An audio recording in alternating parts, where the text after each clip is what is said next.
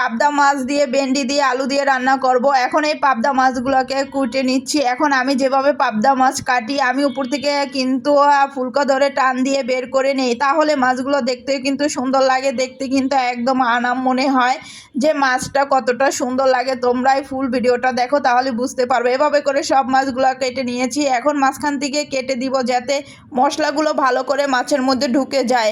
এখানে আমি কারেন্টের চুলায় তরকারি বসাই দিব, আর এক দিকে হচ্ছে মাছ ভাজবো গ্যাসের চুলায়।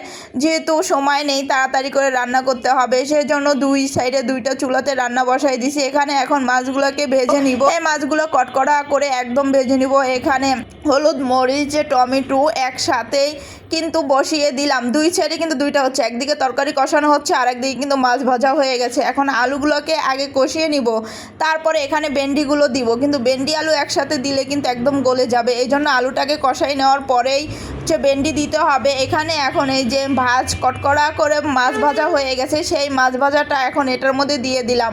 এর তো আমার রান্না কমপ্লিট। উপরে এখন জিরা গুঁড়ো দিয়ে দিলেই কিন্তু রান্না সেই হয়ে গেছে। আর যারা পাবদা মাছ এভাবে খান নাই, ভেন্ডি যারা শুধু ভাজি খান, ঝোল করে এখনও খাওয়া হয় না, তারা একবার হলেও ঝোল করে খেয়ে দেখবেন।